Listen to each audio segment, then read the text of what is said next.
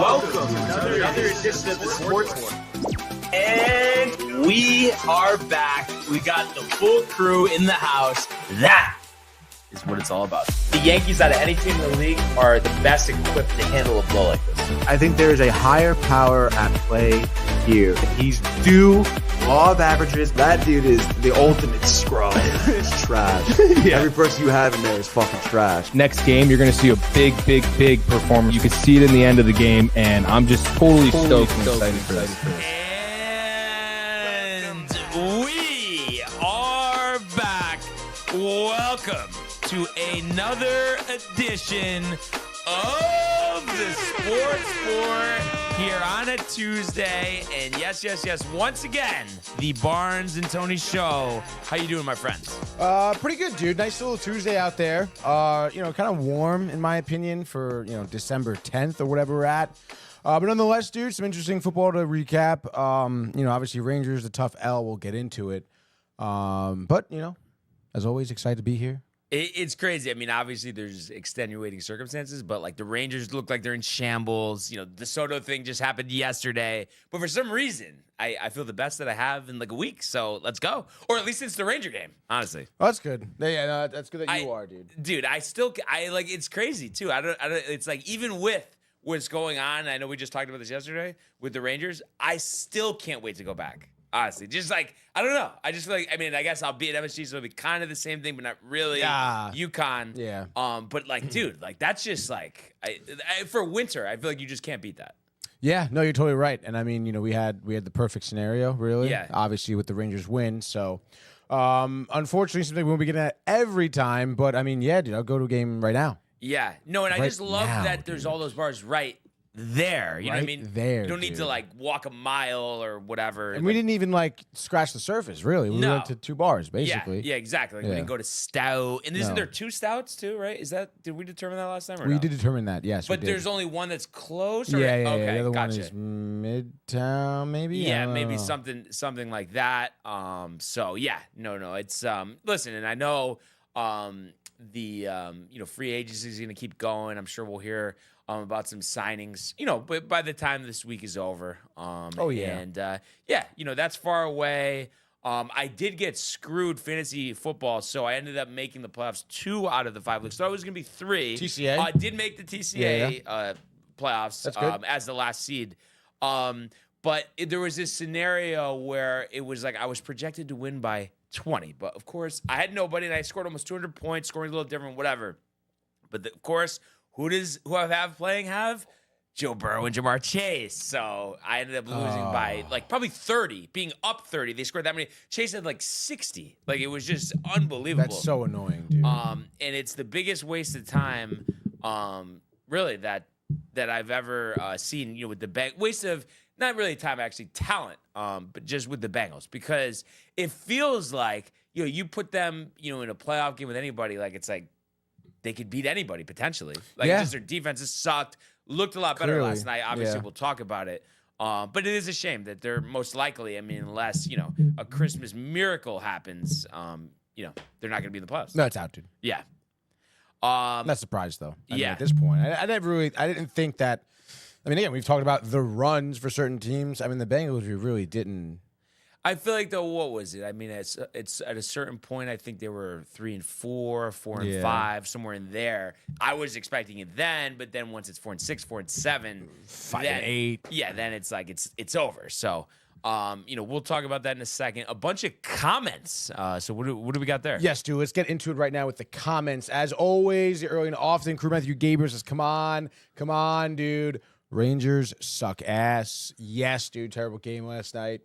And then let's get into Michael Buchter's problem today here. He says, "What's up, dude? Barnes and Tony picture Snow White and I on a double date with Hurley and his wife. No doubt I'm chatting it up with Hurley all night. But, dude, like, you're not going to neglect Snow White, right? Like, yeah, like, Michael, I think it's time. Like, let's just talk sports. Enough with these fantasy things with Snow White and, UConn basketball. Obviously, big game coming up against Gonzaga. I think that's their next game, the one I'm going to be at.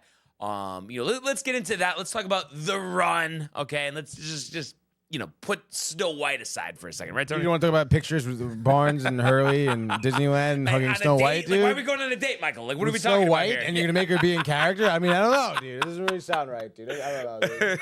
Josh B, speaking of dressing up, dude, says, "Yo, fam, what up? Rangers are brutal to watch these days. Knicks look the opposite of that."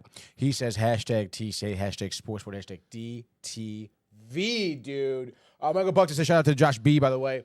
Josh B. And then Kev Deuce says, let's go, dude. We want the smoke. All hail Juan Soto. Matthew Gabriel, Juan Soto sucks, Kev. And then he says, LOL, JK, dude. Kev Deuce. And then Kev Deuce says, yeah, because he didn't sign with the Yanks, trying to talk some shit. My mother in here says, good morning, fellas. Good morning, Mom. And then Matthew Gabriel betting on the down year here. Stop it. That's ridiculous. Wait. For Soto? Yeah, for Soto. Oh, I mean, yeah. give me a fucking break. No, with the that only shit, thing I dude, would obviously, say dude. is I'm not saying it's like, he's going to hit 220 with 10 homers, like something like that. But I think we have seen in the past guys that sign these big deals. Their first year isn't great. Like remember Carlos Beltran. Like I think everyone was probably a little panicky, and then of course he's just the run Francisco after that. Lindor. Yeah, same thing. So would it be out of the question for that to be the case? But if you're a Yankee fan rooting for that, like whatever. Dude. No, I mean I'm rooting. No. Matthew Gabriel's rooting. Oh yeah, for it, but as Adam dude. Shine would say, I'm rooting for me. I'm rooting for the Yankees, and I don't care about the Mets and Juan Soto. Josh B says it's him versus Mike and I, basketball fantasy league. Wow, this week, dude. Wow, so that's he's dialed in. He's hyped up. The Knicks, you can tell, dude.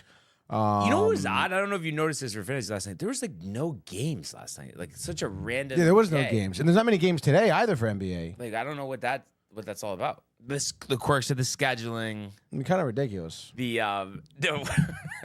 monogamy of the NBA, The Instead of monogamy. the monotony, right? Monogamy of the Because NBA. monogamy means like being like with one person, right? Correct. Yeah. But monotony would make sense there. Yeah, monotony is like the Like- usual, like the rigmarole. Rigmarole. Yeah, Yes, exactly. The monogamy of the NBA. I don't think there's much monogamy in the NBA. I'll tell you that much. Dude. And then Josh B says football playoffs. Really? Yeah, I didn't actually even check who I was playing. No, but because I was just saying that. Oh, Let's see. So I am playing your mother, who I think is in first place, right? it's Sports Jesus' It's church, so, dude. It's so funny when I say that. It sounds like mother, like I'm playing your mother. playing dude. your mother, dude. Second shit, place. Second dude. place. Oh, so I got the 7 seed. You got the 5, and you're playing who's Sports Jesus? Sports Jesus' church. Oh, are you playing? Is that Anthony Brander? Oh no, that's But that's Josh B saying that. I think that's not Josh B. yeah, that's not Josh B. What the hell is he talking about? I have no idea. I'm sure he'll tell us in a second, but Or is he talking about? He's not talking about fan. Oh yeah, he's not. Oh, wait. But what did he just say? is he blowing it, dude? But I thought he said basketball. He said that is me. Okay, I guess it is him. Really? Yeah, the name though. Let's see. So Josh B. I don't know. Sports man. Jesus Church. Big Oh, nose and that's brawlers. yeah. I've just never seen big nose brawlers associated with Josh B. But then again, that's probably me asleep at the wheel, not realizing it. But Sports that was Jesus' church. Honestly, fuck this dude.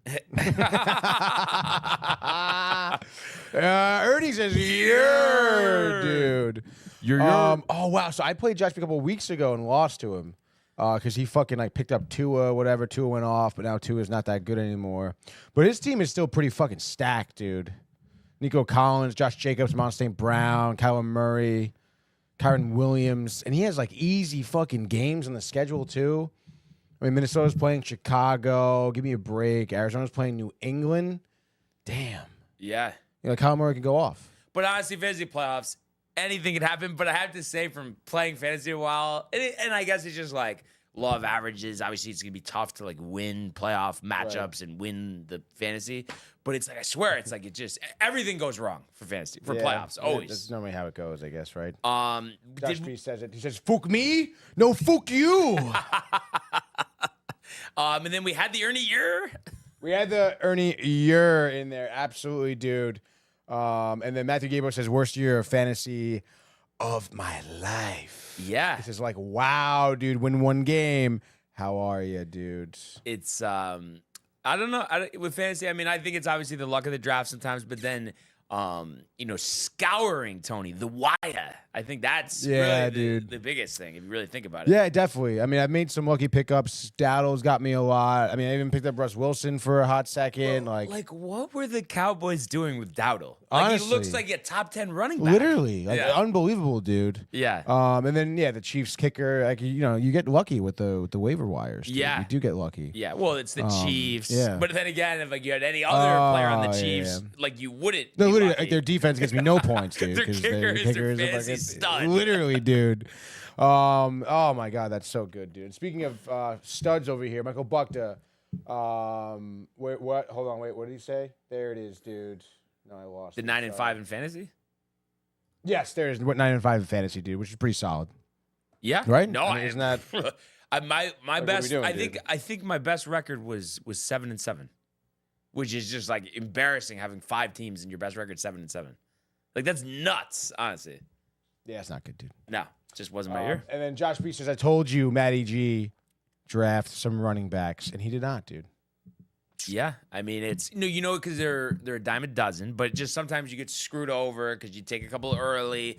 Oh, there's the ACL, or there's Christian McCaffrey. Playing 3 games. Mm-hmm. Like, oh, it's so good. I have the number 1 pick. Oh, like that didn't even happen to me. Dude. But like I'm just saying, that's tough. Very tough, dude. Speaking of tough, also Michael Buckta, I would give Snow White good attention. Come on, dude. And then Matthew Gabriel knows he blows it, dude. He blew it. It's not good, dude. I mean, if you don't draft right, it's hard to come back from that. It is. And then Josh B had some to trade. No one wanted any. No one wants to trade with you, Josh. And then Matthew's talking about the Juan Soto tattoo. And Ernie said it's happened to him. And then Barnes say hi to Hurley for me on Saturday. Bang, dude. I'll have to get the pipes ready from that one, going from the 200 section. Oh, are you in the 200 section? Yeah. I forget. I actually kind of want to look that up. But 217? No, it wasn't. But I wish it was, honestly. I think it's like 221 if I had to guess. That's on the other side, I believe. But I'm going to look this up. Look it up. And then Ernie said he had C-Mac first pick, which it's tough, dude. Definitely is tough. And then Matthew talking about the mark this time in history, the one time the Mets did something good. I would say one time. 2 times? Sure. and going. But I think that we're really all cut up here. There's some different stuff we want to match it, but we'll save that for the end of the show. Let's just start with the usual. Let's go to the world of the National Football League. He wants Jefferson, climbs the ladder. Oh my goodness! Justin Jefferson, the catch of his life. Burrow fires, intercepted, picked off at a pick 6. Minka Fitzpatrick, an absolute ball hawk. Niners twist up front and get to Tagovailoa. Bosa again. Mahomes escaping on the move, stops, spins, flips it forward for the touchdown. Stop it. Aaron Jones. Oh, what a tackle! Quincy Williams with a pile driver. Risties now? I mean, what's going on here? Yeah, I guess so. Maybe, dude. What was it, though? What was the official comment? Ernie says Kev sees Soto on the streets. He offers a handy, dude. And then what do we got here? Josh B says, you say my team is stacked, but no one wanted to trade me. Okay, LMAO with the heart emoji. And then the team is stacked, but what do you want? Like, I don't have exactly. And then Matthew getting riled for Ernie. Michael, what's going on, brother? Hey, dude. Real quick. Yes. Just want to wish Danny a very special happy birthday, buddy. Have a good day. Tony doesn't give a shit about you, but Barnes and I do. We're always here You're for saying you. Bernie. Yeah, Danny. Oh, yeah. No, I've just never called him Danny. I know his thing on here, Danny V, but I've always thought of him as Bernie. But happy birthday, Bernie. And it's only right that because honestly, it's his birthday, everything that's going on with the Yankees. I think big moves coming today, Bernie. So let's go. Yes, in honor of him. Yes. They called us. The Hal was like, don't worry, we got him. We got Barnes. We got you. Yeah, exactly. So a very, very special happy birthday to Bernie. Tony? Yeah, it's great, dude. No, obviously, happy birthday, Bernie. What Michael said is erroneous. I do care, and I really hope you enjoy your birthday, dude. However, Yankees aren't signing shit today, dude. No, they could make a move. You never know. I mean, they could make a move, dude. Yeah. Hard to really tell. Yeah, by the way, I think we were talking about this. Did I say it on here about the seat section, or was that just in between? 207. Yeah, 206. 206, dude. Or did I say 207? Am I losing it? Oh, no, dude. No, what's your guess? I think it was 206. Okay, let's go 206. What the? Oh. No, I got it. Let's see. So it is the drum roll, please. I wish I had one. It is 206. All right, so not losing it that Not much. losing it that much, But dude. Very good. the there. view is pretty dope. For hockey, this would be ridiculous because like kind of like right on that corner. Ooh. You know. So probably I think this is actually. Just actually make sure about this, but this is right. Yeah. Okay. So this is right around the corner. You can. Or no, okay, no, it is the other side, right? Okay, so You but can- basically, from where we were sitting, if it was on the same side, it was like where we were sitting, but just over to the right, like kind of just angled on the corner, like Okay. this. But it seems like really, I mean, especially with low rows, you can't go wrong with the 200 section. I'll see you at the stadium today. The only brother. time it's tight with the tight seats, and then you're in row 20. That's Like, okay, dude. But I'm saying where we Yeah. were, I think that was great. Yeah, no, I really enjoyed our seats, dude. Yeah. The last two games we went to, their seats were just like optimal. Yeah. Optimal, Oh, dude. the Winnipeg game was ridiculous. Literally, like, You're on the ice. You're on the ice, dude. It was so sick. So sick, dude. So Matthew, I guess saying that you skip over the comments. I mean, because really, that's not. I mean, I guess I read some of them. He says, "Geez, you guys skip over the comments." comment Which did he I mean, say? I don't really know. We did Because I did say the thing about the history. The one time the Mets did. Yeah, something marked good, his right? time in history. I guess maybe because we mischerish it. But he said, go back up to the comments. Tony. What else was there? Fucking context, he says, dude. I don't know. Kev, you must get the Juan Soto tattoo over your heart. We did that. Josh, I know I blew it. We did that. Yeah, what the fuck, Matthew? Worst fantasy year of my life. Did that win one game? How are you? Josh B. Hurley, the man of your dreams. Snow White is the woman of your dreams. Great combo. Wait, was it right there, above Michael Bucka? Maybe that fat cat let the money go to his head in terms of yeah, Soto. maybe. Yeah. But it's not a big down year coming up for him, Matthew. It's gonna be a great year coming up for him. Maybe an MVP season, Matthew. And I would not be surprised. I guess what would it be? It would be the third time in 4 years if Aaron Judge won the American League MVP. Yeah, no, yeah, it would be, dude. And your mother is asking if you discussed the party. I don't think so. The party I think I from just Sunday, maybe a little bit outside of the show. a Yeah, little bit. outside of the show. The Manor. The Manor House, dude. Yes, dude. The sliders, the salad, the wings, the mozzarella sticks, dude. The eggplant rollatini, had some last night for dinner. But just if you had to pick one, so hard, had to do it. What is it? One thing that I had Yeah. that was like my favorite there. Yeah. I mean, I guess the sliders were the best. 'Cause- Okay. And these are just regular cheeseburger sliders? Yeah, regular cheeseburger sliders, nothing crazy, not like a smash burger, like a nice, thick little patty there in the slider. And Brian, I had 3 of them, and obviously there were plates for appetizer going around. Yeah. But like every single one of them was like cooked exactly the same, like medium rare, juicy as hell. It was fucking awesome, dude. Consistency is key. Consistency is key. Had every single one. Had 2 more leftovers last night with eggplant rollatini. It was so good. The potatoes, the roasted potatoes, Brian. Yeah, I mean, good stuff. Great stuff. Broccoli, garlic, and oil, dude. The breadcrumbs in there as well. Earl. So freaking good, dude. And then Matthew you better Gabriel, read Matt's comments. Matthew 'cause Gabriel, he's yeah, gonna let's have all read Matthew's comments here. He says, worst Met of all time equals Juan Soto laughing at himself. Missed the party, the tradition. Don't disrespect the tradition, dude.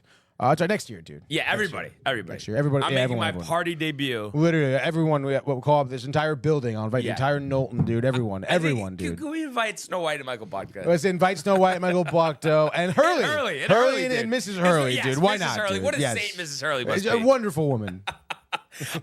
So we were talking about consistency being key. I think it's easy to say, the two teams on the gridiron last night are the exact opposite of consistency. But the Bengals win 27-20 in really what was a pretty good game for two teams, that most likely are going to be nowhere near the playoffs. The ending was nuts, and the fact too, and we talked about this in the open. Just what a waste this season is. Joe Burrow would be a lock for an MVP. If the Bengals were anywhere near the playoffs. You look at last night, another almost flawless performance: 33 of 44, 369, 3 touchdowns, 1 pick, only sacked twice. And then, Jamar Chase just had 14 receptions for Ridiculous. 177 yards and 2 touchdowns. I know we already said it, but it just talking about it again. I mean, it's just kind of almost upsetting that Joey Ice is not going to be in the playoffs. Yeah, dude. I mean, no, it is. It is, I suppose. I mean, you would expect the Bengals to be a competitive team. And I mean, again, you look at Burrow's stats, we'll say the whole time, Chase, whatever, the electricity and whatnot. But I don't know, man. I mean, not for nothing, like Burrow, I mean, some of his throws, I don't know, maybe it's just because it's this point in the season and he knows he has to start winning, if at all, whatever. I don't know, I just feel like some of his throws weren't great last night, But I don't know about you. I mean, he had 11 incompletions, but it felt like it's like anything he wanted, he just got. Yeah, no, I mean, there were definitely drives that it felt like that, and I guess maybe more often than not, it's your offensive line that's just, collapsing in on you. But, I guess we'll see. I mean, I guess we really haven't seen Burrow with a tremendously great offensive line before. No, I mean, that's why he tore his ACL, and what was that, his first season or second season? Yeah, second season maybe, something like that? Yeah, and then, he had the injury last year with the wrist. Yes. You look at the numbers this year, 37-06, 33 touchdowns, 6 picks. Interesting question for you. So he's not going to win the MVP because the team is so bad. But also, I mean, as we know too, the MVP has turned into like the best quarterback award. Yeah. So do you think it's almost short-sighted that it's like, okay, yeah, we're only going to give this thing to quarterbacks, but their team has to be really good for them to win. It's like almost like it should be called the Offensive Player of the Year award. What do you think about that? Yeah, I guess so. I mean, it's tough, dude, because not for nothing, like, I mean, how is a football team's most valuable player like not their quarterback? I mean, could you argue though, Saquon Barkley is the Eagles' most valuable player this year? You could probably make that argument, yeah. Yeah, and even, I mean, I know Lamar's balling, but Henry is, I know, and Right. I guess they're not doing as good, but I don't know. I just think No, what you Henry's certainly done can, is but I mean, unbelievable. but not for nothing. It's like those two running backs are having like stellar years, breaking records. But it's like I can still sit here and be like, I can make an argument why Lamar should get it over Derrick Henry. You can make an argument why Hurts should get it over Saquon.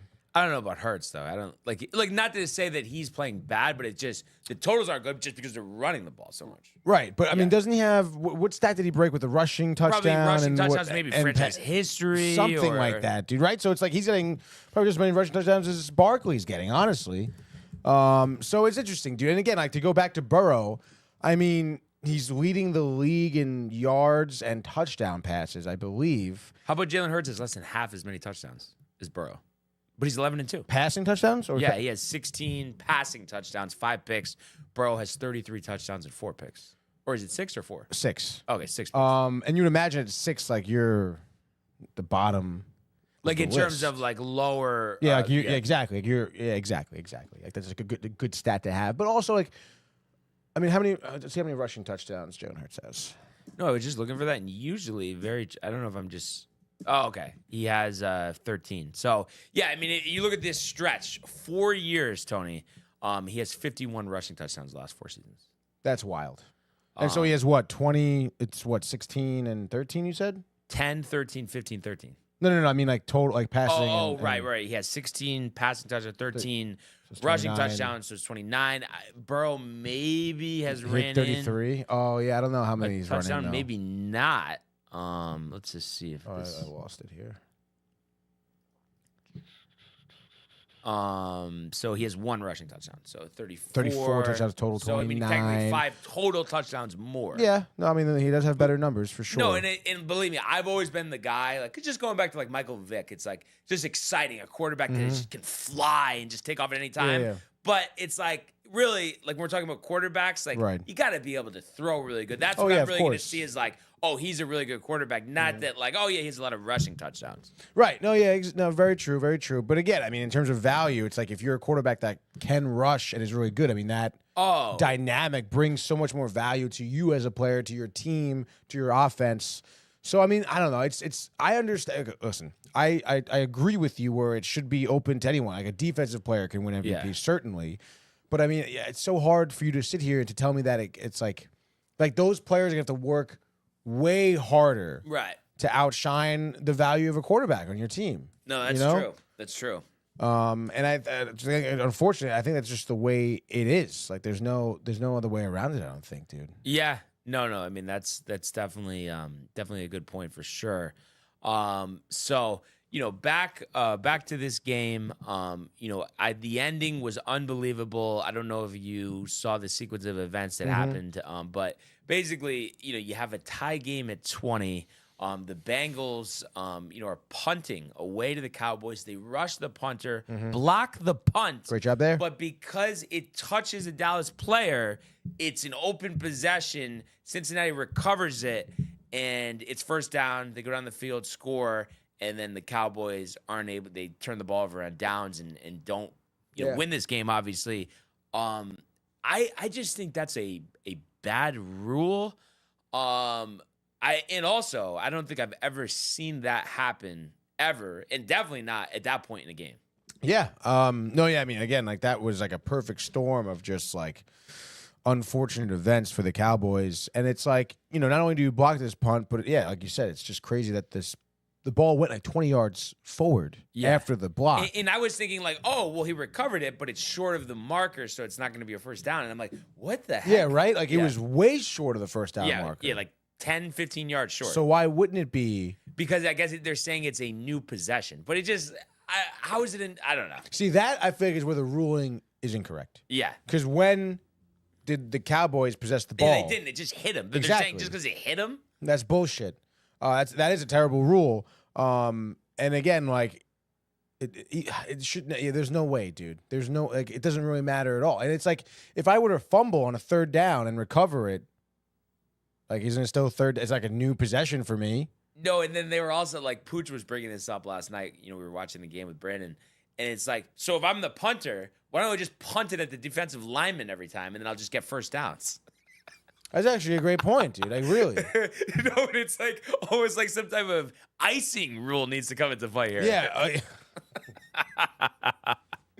The icing, dude. But yeah, I mean, it really it didn't really make any sense at all, like that ruling. So, yeah. I mean, I think it is unfortunate. I mean, again, you would imagine at that point, Cowboys should get the ball back on what, the Bengals 45 or whatever. Like, yeah, I mean, it felt like highway robbery, and it's a shame for them because, like I said, they were still somewhat in it. Now it's over.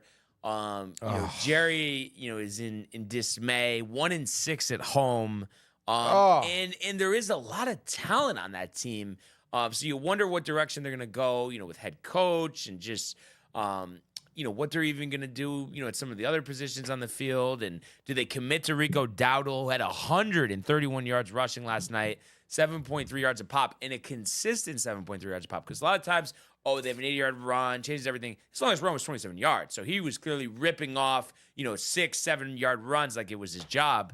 And, Cooper Rush, I mean, a lot of incompletions, only 183 yards, but 2 touchdowns. Did make that one mistake with the pick that, ultimately was part of them losing this game.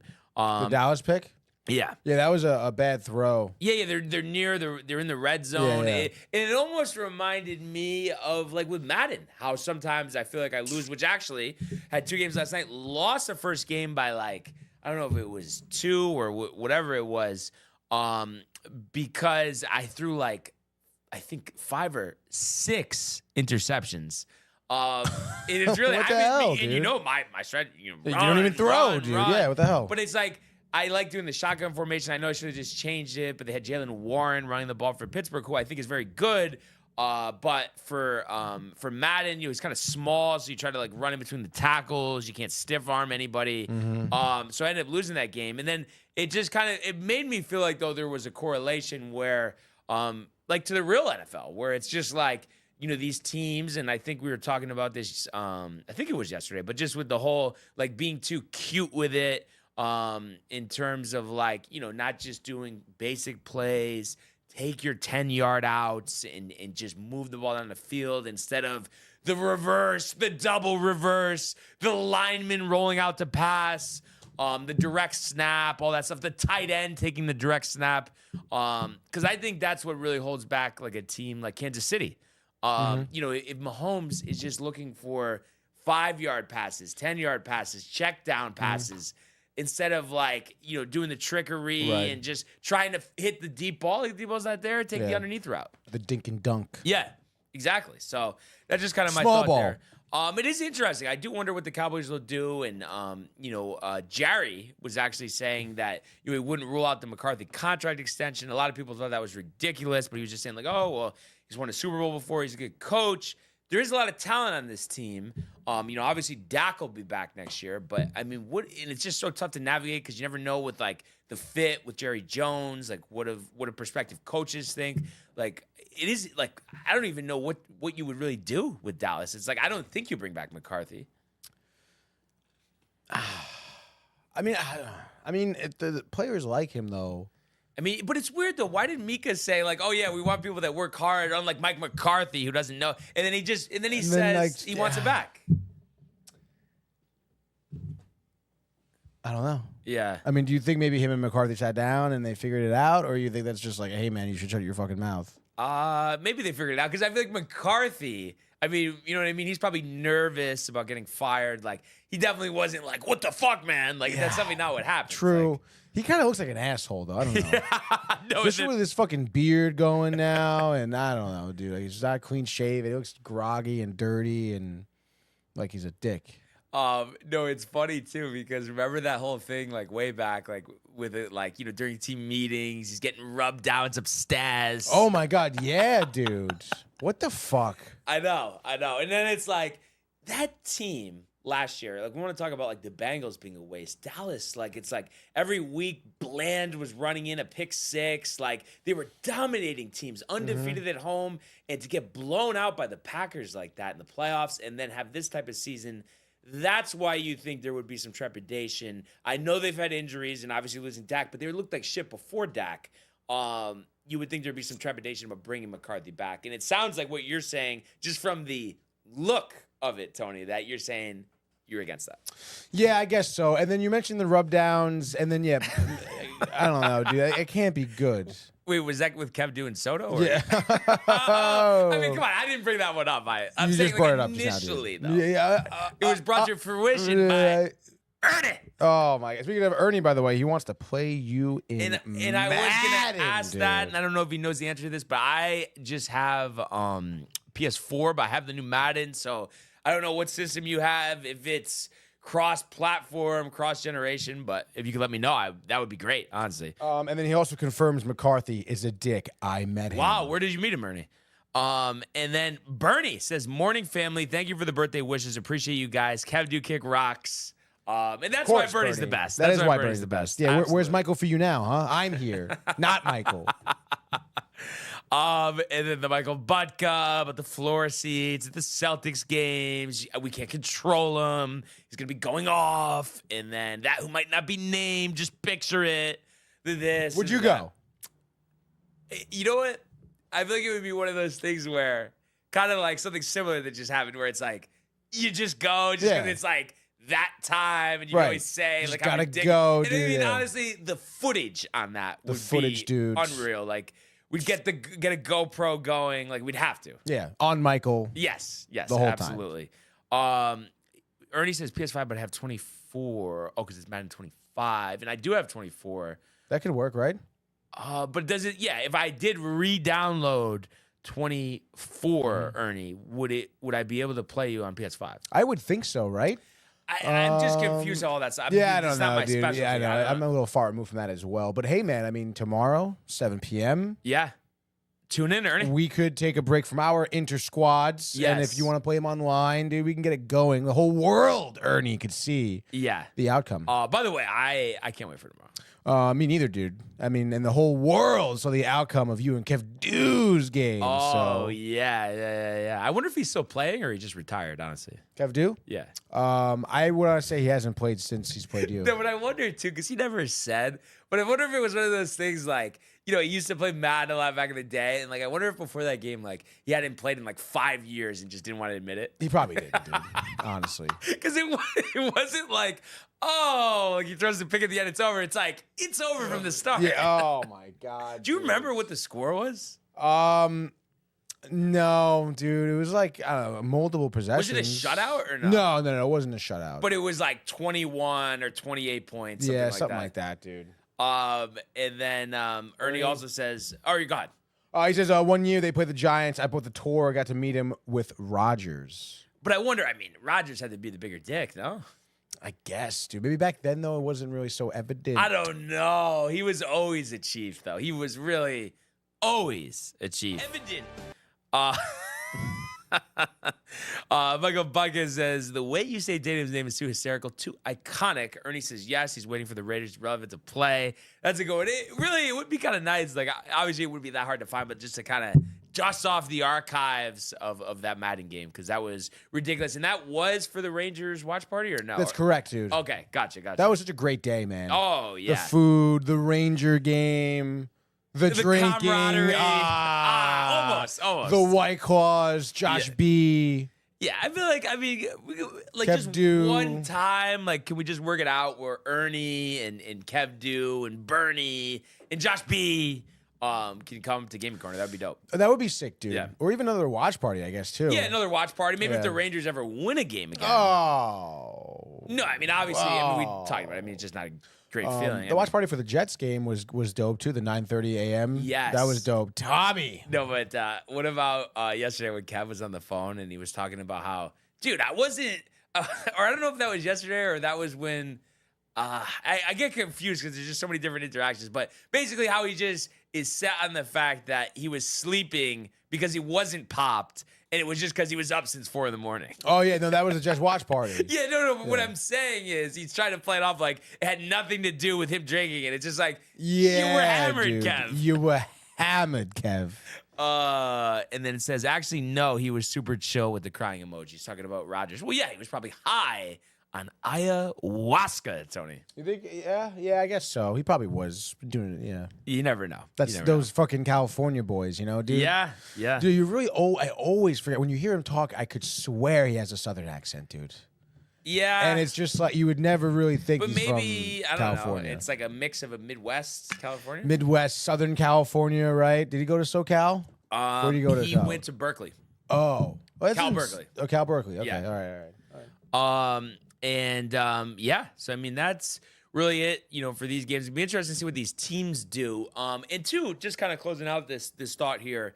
Do you think both teams make a change, or do you think it's like the Bengals, some personnel, maybe fire the defensive coordinator, Lou Amarillo, who's been there for a while?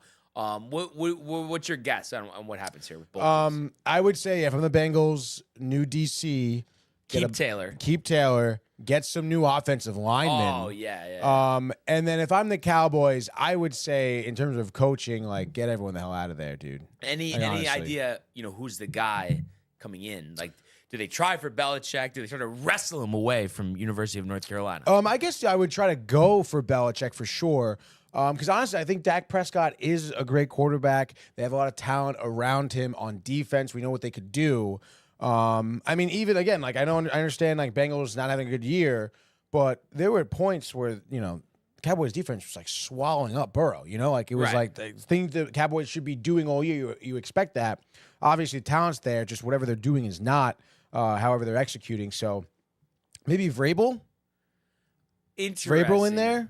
But then I always just think with these defensive coaches, I always just get nervous, when you want to have a really good offense. It's Yeah. like, I guess it's all dependent on who the offensive coordinator is, Yeah, that's true, I suppose. But I don't know. I like Vrabel a lot. I feel although he is defensive, when he's with the Titans, he's had success. He knows how to run the ball, and he's never really had a good quarterback over there. Or a good offense. Yeah, really. So, But the only thing I question, he does seem a little, he's a linebacker. Yeah. He came up with the Patriots, obviously. So it's just I wonder him and Jerry. You know what I mean? Like Vrabel Oh, doesn't want yeah. to be micromanage. Yeah, I can see that. But then again, like Bill Belichick, like what is that going to be? Well, the like? only thing I was thinking with Bill Belichick is that Jerry is so desperate to win another Super Bowl that he would just do it and just kind of like let him be a little bit, or do you think he just, or do you think it's just too hard for him to release and relinquish control, Tony? I don't know, man. It seems like he's released a lot over the years. Yeah, I would probably sway towards he still wants to be in control. Yeah. I don't think he's. Do you think he's that desperate yet? Yeah. Because he also, in the past couple of years, he's talking about how he's like, he basically alluded to the fact that he knows, like, his time, like, in terms of, like, on this earth, like, is gonna, like, is, like, it's not, like, it's not, like, that far away type of thing. So, I think there is a desperation, and every time he loses, you see his, face there in the, the booth. It's not good. It's devastating, obviously. And of course, always the text. But also too, it seems like there's been more thought, more momentum. We were talking about this at the Horseshoe on Sunday. Oh, yeah? I was just thinking about like new coaches, like for the Jets, about Rex coming back. I still like I'm kind of split, but basically still leaning towards no. The only thing that I think is that like we just talk about like being motivated, Jerry wanting to win again. I feel like there is something with Rex that, like, I think there's a problem with the current Jets players being motivated, and I think he would be able to do that. What do you think about that? Because it seemed like people were saying, well, I mean, especially if, like, not a lot of people want to take the job, maybe it's not a bad idea, or do you still think it's, like, you're going to end up in the same spot? That's a great question. I mean, again, I guess there'll be some type of uptick at first. But, I mean, do you really think that these players are going to buy into Rex Ryan, these younger guys, like, on the team? The only thing I'm thinking is I would think from a defensive perspective that he's respected. I mean, he was the defensive coordinator on the 2000 Ravens, one of the best modern defenses of all time. And, I mean, the Jets did always have a good defense. And you think about the guys that you're giving Rex. I mean, you could argue the talent, if the guys are playing the way they're supposed to, is almost is better or just as good as the guys that he had when we went to back-to-back AFC Championships games. I mean, again, I like that. But, I mean, not for nothing. Like, isn't it like the whole defensive coach, though? Isn't that, like, going to be a problem for the Jets yet again? Right? I mean, I don't think that there's going to be... Like, there's no way also if Rodgers is starting and on the team that, like, Rex is just going to allow Rodgers to run his offense, I just right? question. Like, I know, it looked pretty good on Sunday despite the loss, but it did, dude. I just still think he's not coming back. I mean, I don't know what you think, but that's my mindset is that he's not coming back. Maybe Tyrod Taylor starts, or maybe the rookie that they drafted in the first round that they should draft in the first round, whoever it is, would just start from the jump. That was just my thoughts. And then my concern was like, well, is his growth going to be stunted like Mark Sanchez's was? I kind of find it a little hard to believe that Rodgers is not going to be starting for the Jets next year. Really? To be honest, dude.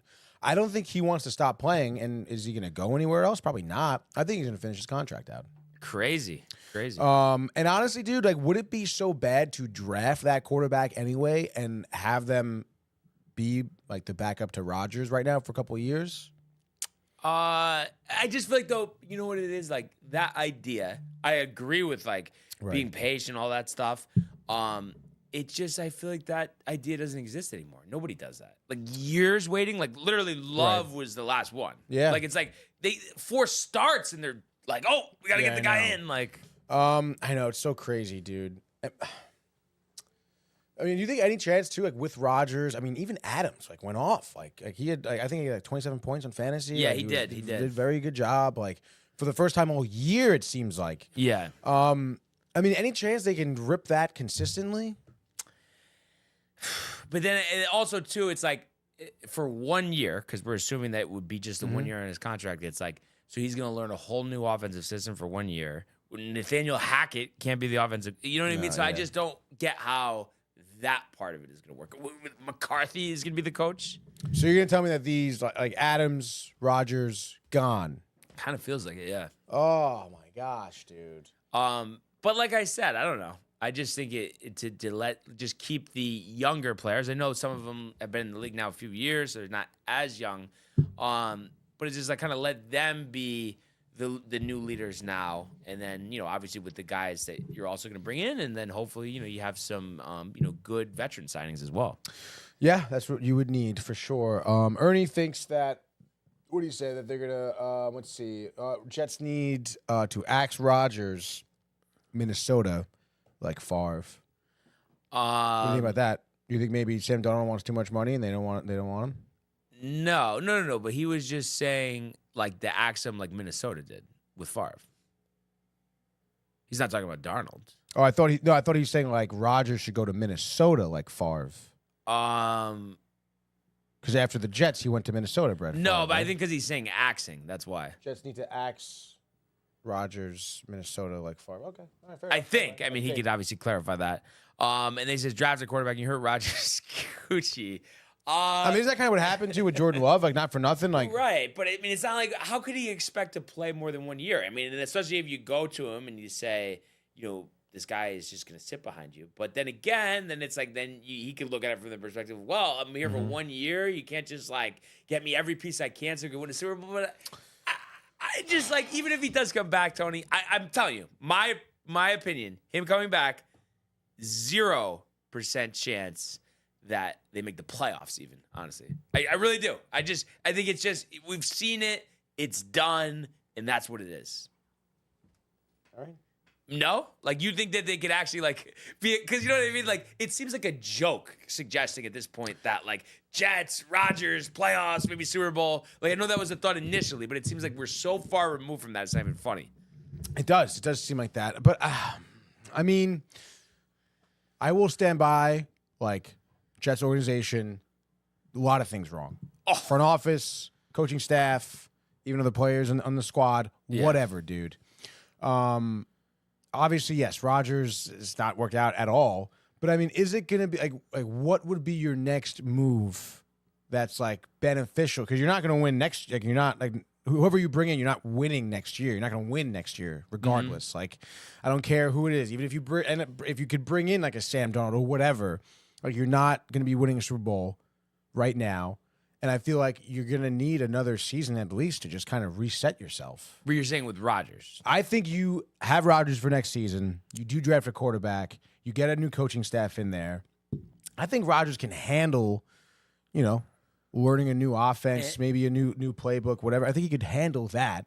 Now, even if, let's just say he can handle that, but there would be no concern on your end that the culture is still going to remain broken because he's there. I mean, I'd be interested. Again, I'm not in the locker room. I don't know, but not for nothing. Like, it doesn't seem like anyone's throwing Rodgers under the bus right now. Are they? Probably because they're thinking. I mean, he's a Hall of Fame quarterback. Who are we to throw him under the bus? And it's not. Are they though? Fault. Do you don't you really think though? If he was really that cancerous, like they'd be like, this guy isn't it. Like somebody would say something, dude. I guess. You would think, but then again, maybe they just think like, well, we're not doing our job either. Like the defense. I mean, every time the defense needs to stop, they're not getting a stop. No, you're totally right. You're totally right. And I don't know. Part of me says that this team is somewhat, has some sense of camaraderie. Again, not for nothing. I know it's the loss and whatever. It sucks. The record, they do suck. But to use this weekend's game as an example, I mean, you're watching drives where, Rodgers is hitting Wilson, hitting Adams, like going back to Wilson again. And you can even tell, like, that Adams and Wilson, like, seem to have some type of, like, good rapport, Right. So I don't know, dude. I just like last season, too, and you can make fun of the Zach Wilson thing, but I will stand by that this organization is what is fucked up, not just the players, Oh, yeah. I mean, it's just... blame on both sides. Right. No, it is. I mean, everyone's at fault here, but we talk about the trickle down, talk about the culture, the atmosphere. I feel like that these players are the ones who are trying to make it better. Nobody wants to be pissed off on the team that they're on or in the locker room, whatever. So I don't know. I feel like if you do reset with these veterans you have now and you bring in a quarterback who can sit behind Rodgers, he will undoubtedly learn a shit ton, right? And then the following season...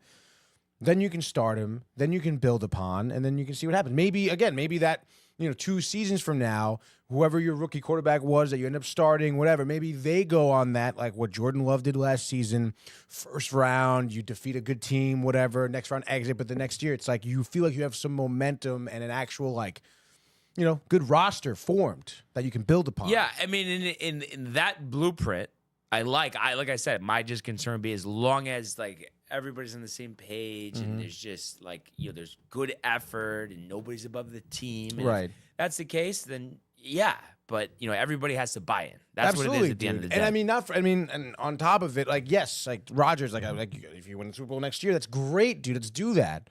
Like, acquire the pieces, draft a better offensive line, like fix your defense. You want to bring in Rex Ryan? Sure, dude. Yeah.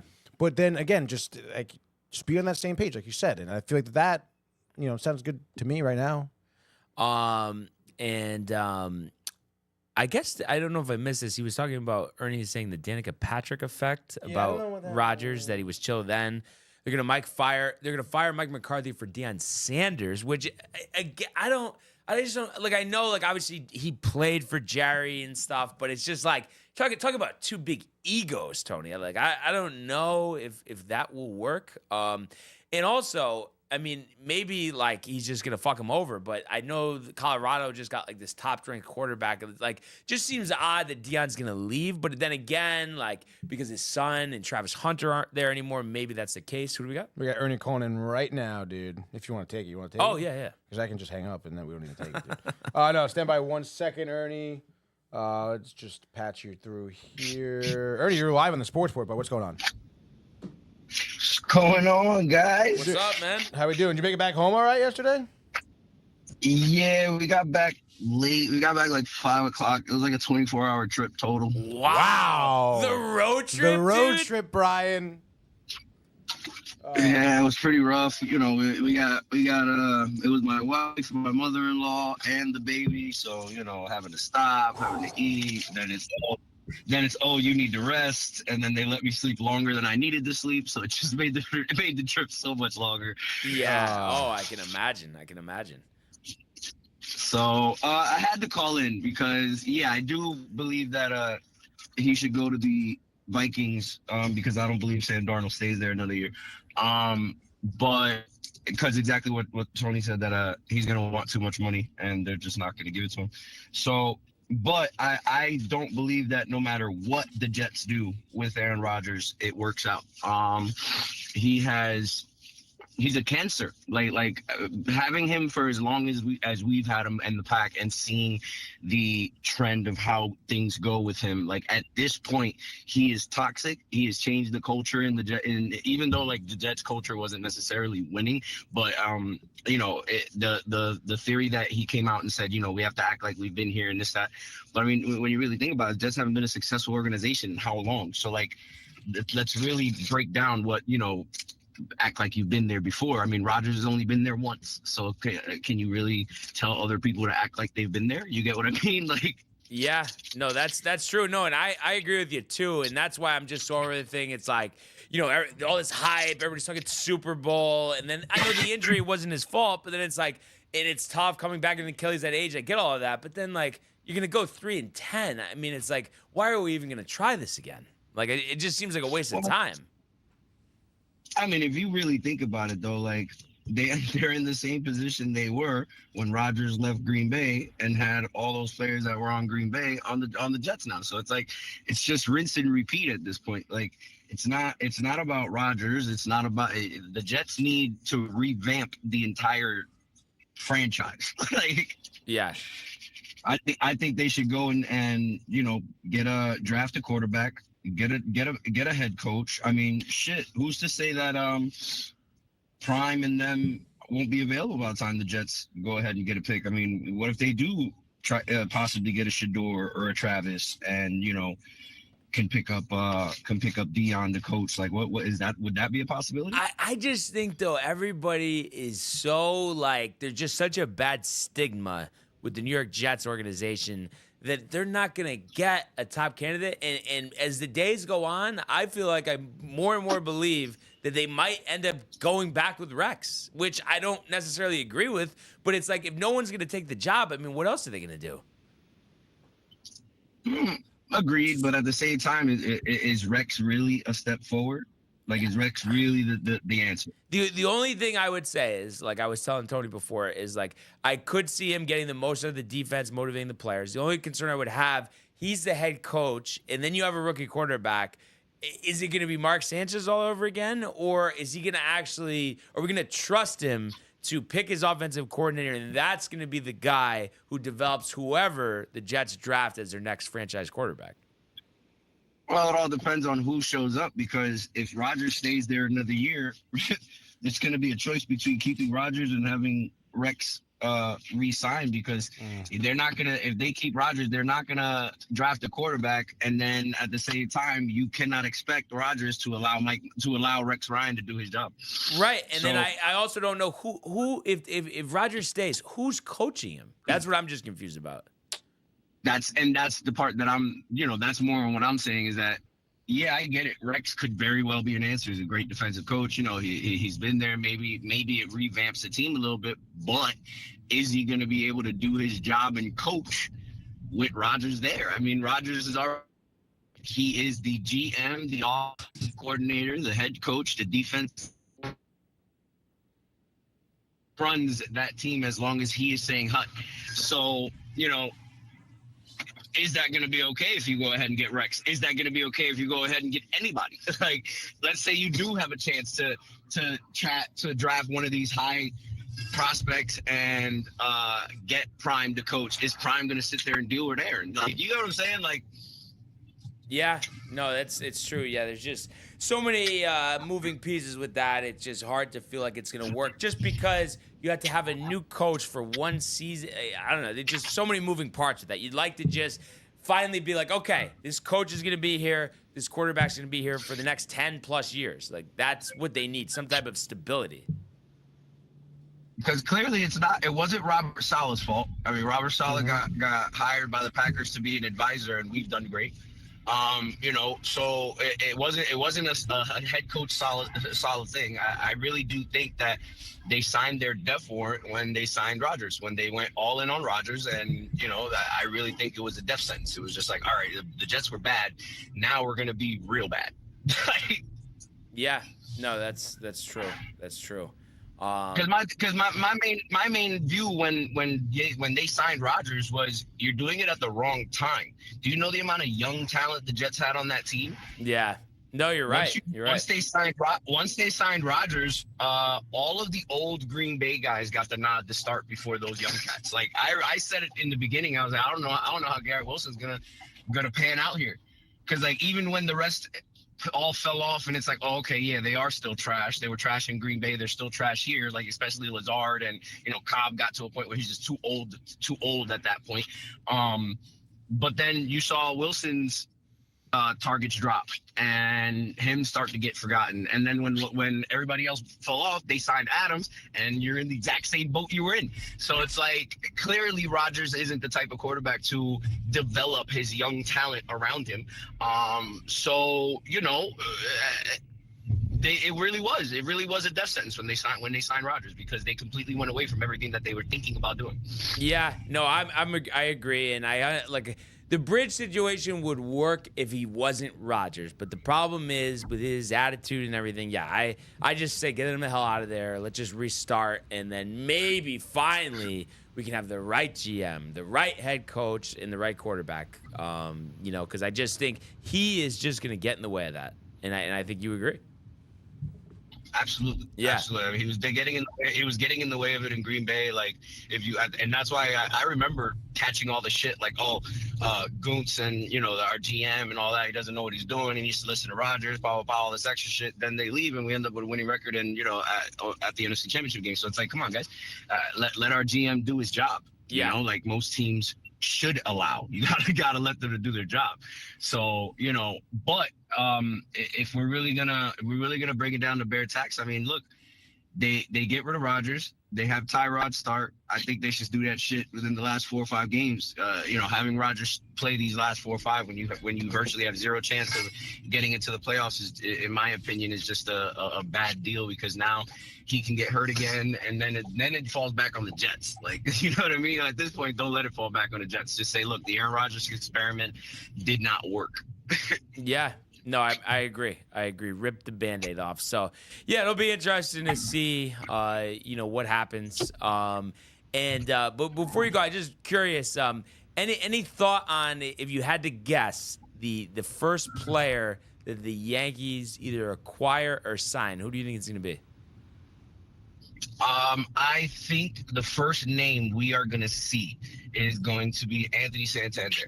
Santander, Wow, interesting. Santander. I was looking at the numbers yesterday. The power's great. The average was a little low, but it was interesting for a 235 hitter. He doesn't strike out that much. I think it was like 123 strikeouts or something like that last year. And he's a switch hitter or a left-handed hitter. What? I think he's just He's a switch hitter. He's a switch hitter? He is a switch hitter. Okay. No, he's a switch hitter who will bat lefty against lefties. Oh, okay. So basically, he's like one of those guys that should just only bat lefty, like Oswaldo Cabrera, pretty much. Yeah, no. He's one of those guys that, if needed, if the bullpen goes to let's say he's he's on the right side, the bullpen goes and gets a right-handed pitcher, he can and will switch. Yeah. So that's interesting. I mean, I feel like I wouldn't be that opposed to it as long as it's not like a crazy contract. I think he's 30, going on 31. But I mean, obviously the production's there, and I don't know. Like, I think a 3 or 4 year deal, I guess, wouldn't be bad. But I just wouldn't want to give him like a 6-year deal or something like that. Switch hitter. Well, it's like we said yesterday when we talked yesterday. I had said, like, we need to put out a bunch of 5-year contracts. Yeah. Grab 3, 4, 5 players at 5 years apiece, and because I was having an argument about this on Facebook. Somebody was trying to tell me that the Yankees aren't going to go out and spend money and all this extra shit. I'm like, bro, the Yankees just flexed that they can spend $765 million over 15 years. You really think that they're not going to go and grab pieces that they need this year, knowing, especially with everybody knowing that they were ready and willing to put 760 up on the books? Yeah, and then, of course, though, we had the typical Cashman trying to temper expectations yesterday, saying they're going to be aggressive, but they're not going to spend like drunken sailors. Well, I mean, and they should. At the end of the day, they shouldn't. There's no reason. Yeah, you're right. No, you're right. You're right. Yeah. No, absolutely. Back in the day, you can maybe sit there and say that, but as of right now, if you really look at who's won the World Series and who's been successful in the past, it hasn't been these teams with massive payroll contracts. I mean, what, the Dodgers won 2 in the last how many? Yeah, no, that's Other true. than that, you've seen a lot of teams with low payrolls make runs and win. I mean, shit. Even when the Astros went on their little run, they didn't have massive contracts on their books. Yeah. No, that's true. That's true. So, gonna be interesting. I'm sure we'll find out soon. So good stuff there, Ernie. Thanks for calling in, and give us a call back anytime. I got one more thing to say before I leave, and what do we got? I want to know what your answer is. Oh boy. Okay. How long before Yankees fans get to start talking shit to Mets fans about trying to buy rings?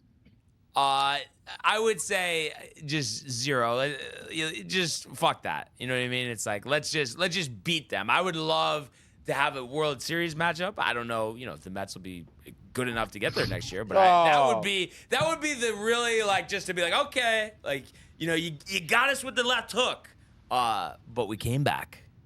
Yeah, watch the uppy bitch. Watch the uppy bitch. yeah, exactly. So we'll have to see. All right. But see you guys. See you, Ernie. Thanks a lot. Later, dude. Good call there by Ernie. Great call, dude, as always. And before we move on here to do NHL, before we wrap up, Alan had a couple comments. He says it's all Rodgers' fault. No cheering, no big plays. We had to act like he'd been there before when we haven't been, just bad. Yep. Then Adams came through and seen the locker room was torn apart because of Rodgers. Adams had a 60-yard run. Was celebrating. It's Rodgers' fault because Rodgers told the team to act like they'd been there before. Adams seen it Rodgers caused it and no one said anything. Rodgers coming to the Jets wasn't a bad move. Giving him the power was. No reason one guy has the power to change the moral of a locker room. Rodgers signing wasn't bad. Giving him authority was. So I agree with all that, honestly. Yeah, I mean, how could you not? And it's kind of what I said with Soto. It's like not one guy is ever going to be above an organization. And the same thing applies with Rodgers. And I think that's why we've seen, what we've seen. So it'd be interesting to see, how that situation plays out. And, we'll talk about it then Thursday, but week 15 fantasy playoffs starting, Rams at Niners. So wow. Big game for both teams, especially the 49ers technically hanging on by a thread. Rams trying to take that division back from Seattle. So be interesting to see how that plays out. But we'll talk about that on Thursday. But let's go to the world of the National Hockey League. Speed, here he comes. McDavid shoots, top shelf, he scores! Captain with the overtime winner! That's the middle break. It's a world-class hit right here. Tomsky stepping, rink Washington made the full split save. Are you kidding me? Turn, side of the net, between the legs, and they score! Filthy! David Pasternak, The silver trophy to the Golden Knights.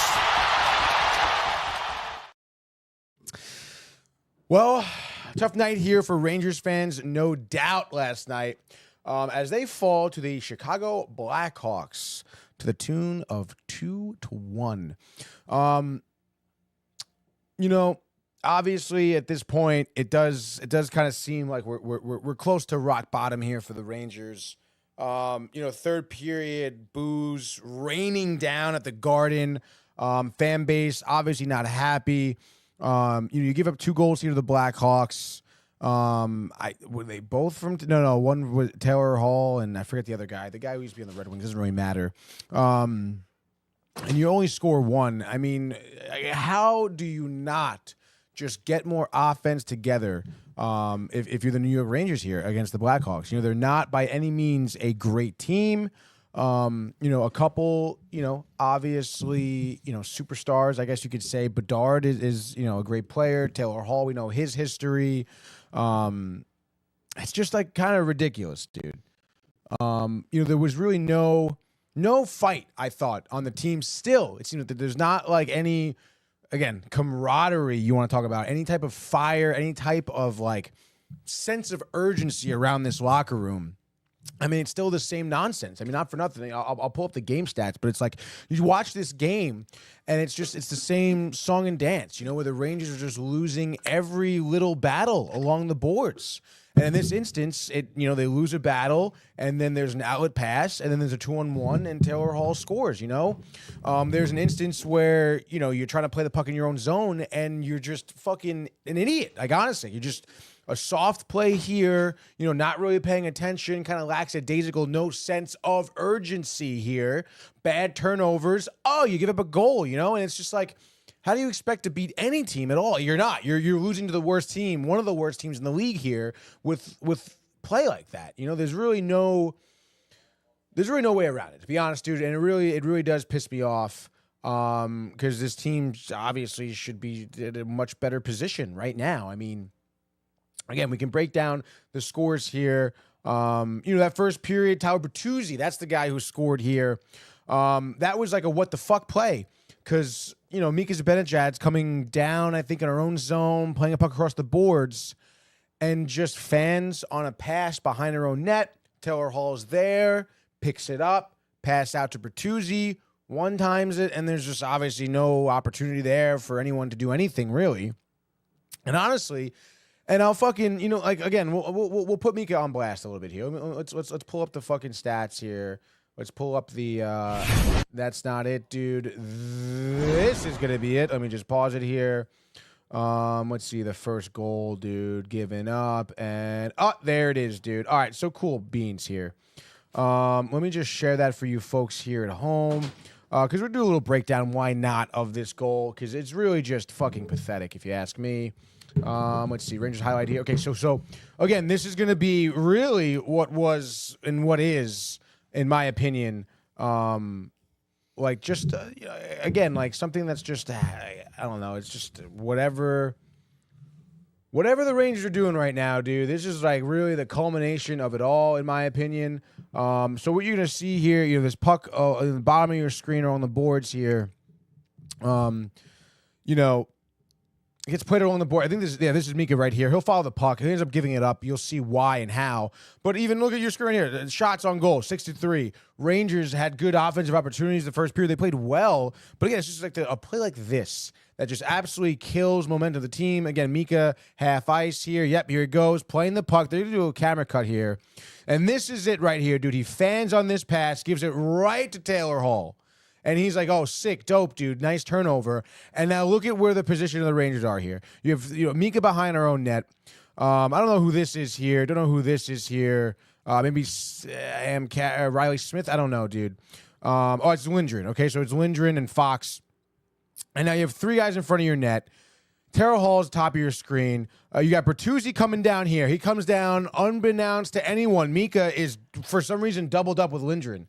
Like, why are you there, dude? You were forward. You got Lindgren down there, like where he should be. Okay, so you're saying he's leaving. And now you're leaving Tyler Bertuzzi wide open, dude. And Terrell Hall, great player, dude. Sees that easy feed, and it's just, what are we doing now? But what, like, just.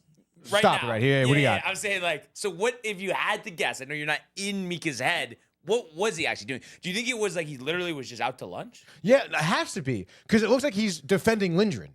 Like, why are you doing that, dude? Yeah. Who told you to do that, dude? And then again, like, great pass on the tape, bangs it. So just after that, Tony, have you reversed course on Mika? I mean, it's just so because you fucking figure it out is what the course should be. Like, it's not hard. It's really not hard, dude. You just gotta focus. Like, I don't know what's good. We'll see it on the replay here. Fans on it. Just what is that pass, dude? Yeah. What is that? No, so ridiculous. And then again, you go to the front of the net. Why? Why are you there, dude? Yeah. And then it's just, come on, man. You have five guys in this small area, and they're spread out. Like, how do you not fucking see this, dude? Yeah. Like, come on, dude. No, so bad. Like, really, really, really bad. And it sucks, dude. And it's just, again, you're giving Taylor Hall so much space. This guy was MVP of the league in 2016, maybe 2018. Like, come on, dude. Yeah. All the time in the world Taylor Hall had. It's like, you're not defending him. You're not defending Bertuzzi. What are you doing? You have two guys on Hall who are not doing anything. So, like, just with seeing that and seeing the result last night, I mean, it's like, any thought on, like, right now, like, is it just simply like, just get that deal across the table with Tkachuk? I mean, is that what it has to be, as Matthew suggests? As Matthew suggests, Matthew says Rangers blowing it, get Tkachuk, got to make it happen. I mean, I mean, that would be the move. It's actually very interesting. I was reading this article in the New York Post. I forget the name of the fucking owner of the Senators, but basically whatever meeting he was at, Senators owner here accuses Rangers of soft tampering, dude. At the NHL Board of Governors meeting in Florida on Monday, Ottawa owner Michael Andlauer did not hold back expressing his displeasure with seeing Tkachuk's name out there. He says, talk about how I care for these players, commitment, 6 years, 7 years, roots of the community, whatever. And then when I see that our captain in 1 year, I've been here as a Senators owner, there's been separate occasions where there's been fires, but I can tell you 100% there's never actually been an ounce of discussion about Brady Tkachuk being anything other than an Ottawa Senator. He also reports that the Rangers become a primary target, knowing that the trade for 25-year-old forward would require a major return and immediately change the team's identity. Wait, who said that? The owner of the Senators. And he told The Athletic that the Senators have never spoken to any team about Tkachuk. This was not mentioned in the Post report. Earlier this month, the NHL reaffirmed its position on cracking down on tampering in the aftermath of the League of Rangers president, GM Chris Drury's trade memo to all 31 GMs. So it's interesting, dude. And then the deputy commissioner here, Bill Daly, restated that the teams can face up to $5 million in fines and contract terminations and forfeit draft picks that could potentially impact teams if they are further accused of tampering. Like, do they just need us to go to another game? Is that what it is? It seems like we may have to go to every single game, dude. Every game, Thank dude. God. Imagine I was talking about last night. Imagine how annoying that one would have been. Oh my God, dude. So it's like you read that article and it's like, well, what the fuck now? It's like, is Kachuk not even on the table now? Like, why are we even gonna put like value into that? You know, it's like kind of ridiculous. So is it like a McDavid pivot? No, I'm just kidding, Tony. Like, obviously, I wouldn't even ask you that type of question at this Just point. did, dude. Well, yeah, as a joke. So I don't know, dude. It's definitely like reading that article is disheartening. Reading all the post game quotes too, not good. Laviolette upset. Panarin upset, dude. But again, even so, you know, let's say that one goal aside, it's like, all right, you gave up one, like fucking figure it out, and the team never does, dude. Yeah. And that Will Cooley goal was sick. The shorthanded goal, you did something right on the penalty kill. Rangers penalty kill, I think, is the top 80% of the league, 85%, whatever. Shorthanded goal was sick. Sam Carrick, hard to the net. Puck gets, you know, just slid out there. Will Cooley cleans it up. That was a great rush. You know, it was like a 3-on-2, shorthanded. Love that. But it's like, not for nothing, dude. That's your fucking power play 2 unit with Will Cooley and Sam Carrick. Like, that's who's scoring right now.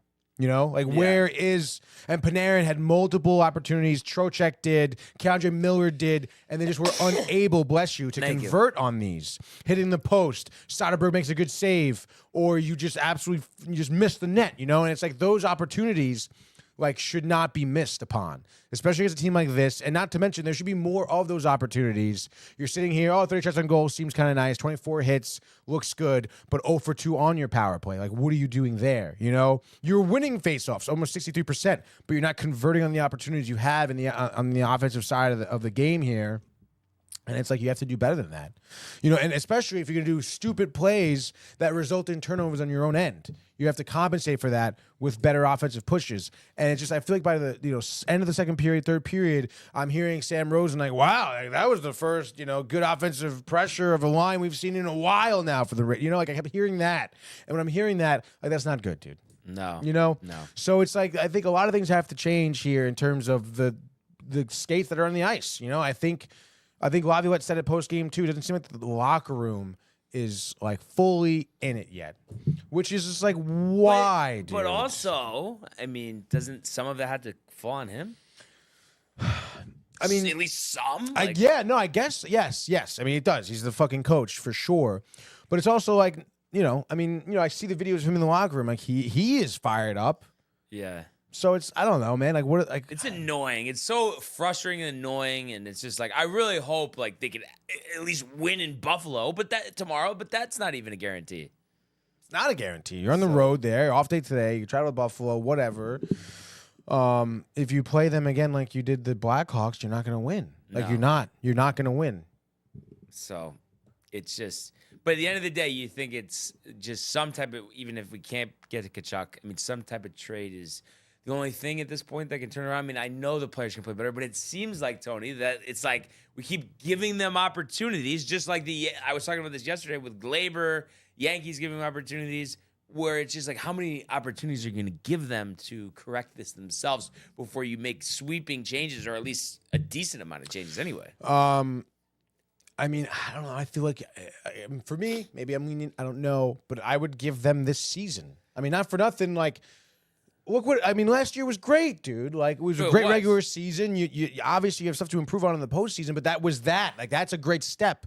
Improving on your postseason is something that is a good problem to have almost, But I know, it's not likely to happen. We hope it doesn't happen. But you still think that even if this losing streak, let's say, runs to 10, runs to 12, or they lose 12 out of 15 or 15 out of 19, you still think that, no matter how many games they lose? That what? Laviolette's still going to be there? No. I mean, just that you just give everybody who's there, other than if you can acquire a difference maker like Kachuk or whoever else it would be, that you're just going to stand pat? Yeah, I guess so. Because again, if you're really going to start cleaning your roster out like that, you're probably better off getting a new coach too. So then at that point, you might as well just figure it out next year. Yeah. Again, I guess you could, like, I guess if you have an interim head coach. Sure. Right? I mean, I don't know. Just like if guys aren't getting up for games, maybe someone else can get them up. I don't know. No, I mean, you're absolutely right. I mean, it's definitely tough to see, I mean, it's interesting. I mean, we've seen former coaches, Gretzky, try and coach, and it's unsuccessful. So Yeah. I don't know. Obviously, you've seen times where it is successful, like Carolina, obviously. So I mean, you know, I guess time will tell still. But boy, man, like the loss to Chicago here. I mean, we were saying it yesterday. There's really no reason to lose and how you could lose this game, and it's just like you did everything in your power to lose this game. Like literally, dude. Yeah. No, absolutely. Oh my goodness, dude. Terrible. And just it's just so. And what was it? Taylor Hall's goal after that, dude. Like just a stupid play along the boards, and like the Blackhawks were able to stretch past to Taylor Hall, and it's like a 2-on-1. Yeah. Yeah. Like what, or to even, but I think it was to Bedard. It was a 2-on-1, and it was just like how does that happen? Yeah. No, it's bad. It's bad. So hopefully they turn it around on Wednesday. Oh, we'll see, because that's what they need, and that's what all of us Ranger fans need. But let's do, to close out a Tuesday Frozen Frenzy. So many games. Get the pipes ready, Tony. Are there a lot of games? I haven't even looked at the slate. Go. Gotta go. Let's go do 2 for Tuesday here. It's a 12 for Tuesday here on the NHL. Let's start off on our usual time slate, 7 p.m. This is going to be an ESPN, Hulu, Disney Plus game. The Devils of New Jersey taking on the Maple Leafs here at Newark, New Jersey. Prudential Center over under 6.5. New Jersey minus 135. So Toronto, watch out, plus 115. They're road dogs here. Back-to-back losses. They're coming off of Washington, Pittsburgh. The Devils, Matthew Ryan, they're hyped. Just lost to Colorado 4-0, though. What do you got? I'm just feeling at this point, enough with Matthew Ryan, enough with Stacks preaching about the Devil score. They need to be punched in the mouth, Tony, okay? So they get punched in the mouth at The Rock. Oh, The Rock is crazy, right? No, the Maple Leafs score 7 and win 7-3. Maple Leafs over. Fuck the Devils. I love that call there. You look at the last time these two teams faced each other. Toronto won 4-2. Lack of offense, certainly 5-on-5 from the Devils. And first period, it was early and often. Pacioretty, McCann, Johnny T, dude. And I think the Maple Leafs follow that script. They're up 3-0 in the first period. Don't look back. They win 4-1. Next game here, sticking in the 7 o'clock time slot. Mentioned Colorado here. They're on the road against the Penguins, dude. The over-under is again 6.5. Pittsburgh home dogs plus 140. Colorado, getting a few wins together. I mentioned shut out the Devils. They're winners of 2 in a row here, 3 of the last 5.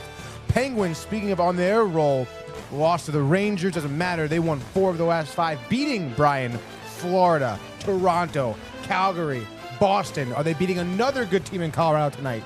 I think Colorado's going to win this game. I mean, just the way the Rangers are playing, they win by multiple goals.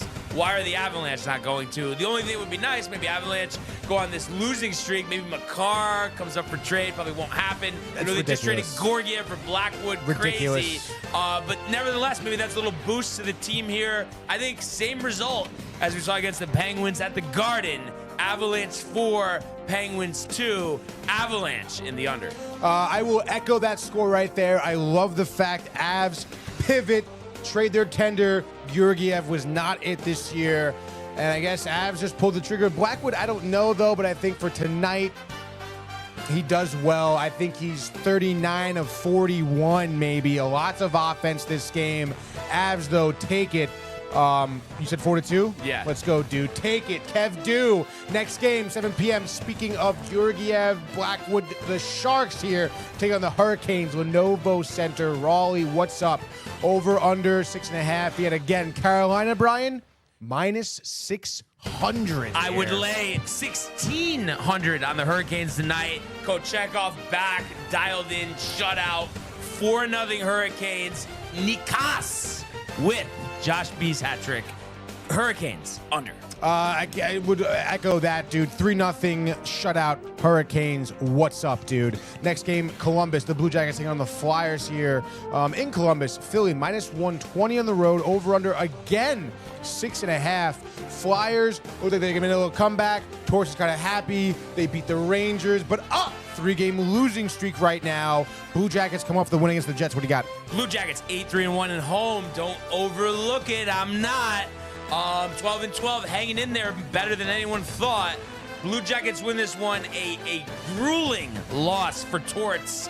I think the sweatshirt ripped in half, cut with scissors, like it's Chris Sale in the White Sox throwback jersey a couple years ago. Blue Jackets 3, Flyers 2, Blue Jackets in the under. Let's go. Don't overthink it. Jackets. Kirill Marchenko, lone goal of the night. Elvis left the building with a shutout. Blue Jackets win 1-0, dude. Next game here. Let's go to UBS, Brian. The Islanders taking on the Kings. LA minus 130. Over-under for the first time tonight is 5.5. Kings are on a 6-game winning streak right now. 5-game win streak right now. Obviously, you know the Islanders, what they do. They're on a 2-game win streak, but third period, what's happening, dude? Oh, yeah, the Islanders. Oh, they're 11-11. Maybe they could be good for New York since the Rangers are sucking. That would be nice, right? Oh wait, no, that's not what's going to happen. The Kings win this one 2-1 overtime. Again and again and again, the Islanders lose in overtime. Kings under. Love that call. Kings in overtime. They win 2-1. Love it. And their first goal also scored in the third period. Islanders blow, dude. Next game here, the Predators of Nashville taking on the Calgary Flames. Nashville here, obviously at home, minus 170. Another 5.5 for the over-under. Preds on a losing streak of their own, Brian. They were losers of 7 in a row. Is it going to be 8? Is it going to be Huber Doe or Huber Don't? And I think the Preds snap the losing streak. Grizzled vets, maybe Jose or Jose or whatever his name is. 7 goals to the defenseman. Not too shabby. Close game, tight game. Home team wins, though. Predators, 3-2. Predators in the under. I hate picking your same picks here, but I guess give me the Predators in the upset. You mentioned the 5-6-2 at home. Flames 3-7-4 on the road. I say this one does go into OT. And I guess I know O'Reilly's out. Give me Philip Forsberg, OT winner. Vladar and the Flames extinguished. Why not? Next game, let's go to Winnipeg here. I believe we're getting a little later here. Yes, where are we? We're at 8 p.m. here. The Jets taking on the Bruins. Jets come off that loss to Columbus. Ouch. Bruins showing some signs of life here. 4-game win streak. They're plus 115 on the money line. What do you got? How nice. 4-0 Jets. Hellebuck shutout. Connor the hat trick. You don't get confused by this. Bruins still not the team that they've been the last couple years. Jets, under. I'm going to go difference here. Bruins, interim coach, what's up? I'm going to go Brad Marchand. Only 11 goals this year. Seems kind of light. Give me a hat trick here. Hellebuck having a tough game. Jets lose this one. I'll say 4-2 in regulation. Next game, 9 p.m. now. Let's go to Edmonton, where McDavid will be playing here tonight. Tampa Bay plus 130. Kind of a value bet there. Over under back to 6.5. Lightning, 2-game win streak, 3 of the last 5. Oilers on a little bit of a roll, winning 4 of the last 5. Only loss was a 1-0 shutout to Las Vegas. What do you see here in Edmonton? Yes, I see, it'd be nice, for the Rangers, Oilers start losing McDavid on the block. Not going to happen, though, unfortunately. I think this is a very tight game. McDavid seems to be playing better recently, getting those goals up. Was really struggling to score earlier in the year. This is a tight game, lots of goals. Oilers prevail. McDavid hat trick, including the game winner with 30 seconds remaining. Oilers 7-6 over the Lightning. Oilers and the over. Wow, dude. Josh Beam telling you right now, take the plus 130 on Tampa Bay, dude. I think McDavid nets 1 assist tonight. I'm going to say, who do I have? Evan Bouchard being the lone goal scorer for the Oilers. Lightning win this one 4-1. And the wealth is spread around the lineup. Next game here, 9:30 now. Utah Hockey Club in Utah taking on the Minnesota Wild here. Minnesota minus 120, so they're road favorites here. Over under back to 5.5. Wild bounce back win streak. I think 5 in a row. Just lost to LA the other night, 4-1. Hockey Club there of Utah on back-to-back wins. Do they steal one at home against the Wild? No, because they need to lose. So maybe the Rangers can get Clayton Keller, which would be interesting. Wild, though, far better this year. 11-2-3 away from Minnesota. I think they flip the script and they win this game. I'm going to say it's going to be a Wild 4-2 road victory. Wild and the over. I'm going to go with Utah tonight, I think. They're even on the money lines, not much value, but wild. A couple injuries here. Jonas Brodin, Matt Zuccarello, Joel Eriksson-Ek all out. So I think because of that, Clayton Keller, Dylan Genther, they net a couple goals here. Gustafsson, Vejmelka, good. I'll say, I don't know, maybe 3-1. So Utah and the under. Let's keep it going here. 9:33. No. 10 o'clock. 2 games at Vancouver. The Canucks versus the Blues. Battle of the blue teams here. St. Louis plus 145 on the money line. Your over-under, Brian, is 5.5. Both teams coming off losses. One to Edmonton from the Blues. One to Tampa Bay from the Canucks. First time these two teams play each other. Canucks kind of underwhelming, maybe a little bit. What do you got? Canucks far better than the Blues. Are hanging in there. Oh, great. Canucks are better. Quinn Hughes, the rare hat trick for defensemen here. 5-1 Canucks, dominant at home. Canucks in the under. I guess I'll do Canucks in the under too. No. I'll go with the Blues. Why not? Blues on the road here. Plus 145, good value. Binnington, I feel like he's due for win and for a shutout. Jordan Kyrou nets 2. Blues win 2-0. Last game here, 10 p.m. Seattle. The Kraken taking on the Panthers, Brian. Panthers minus 175. Total is 5.5 here. Panthers, you know the deal. They won 4 of the last 5. They look really good. Kraken, last win was against the Rangers. They looked really good there. Scored a lot.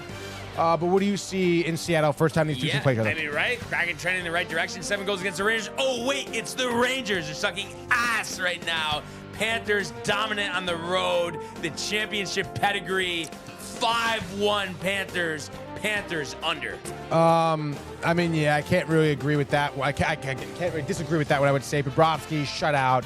Panthers, 3-0 Panthers, and the under, Just Brian. like that, your maniac Tuesday, Frozen Frenzy, trying to come up with a better adjective there, but just didn't have it in me, Tony. We tried, though, honestly. And I thought that was like the lightning round. Like, that was kind of crazy. That was really quick, dude. A frantic Frozen Frenzy, dude. Because I know I saw on the docket binge, half hour from now, live review of Dune, Moana 2, and that's it, really. And then, what do you got? Rapid fire or no? Rapid fire news, dude. Obviously, rapid fire news. Sophia?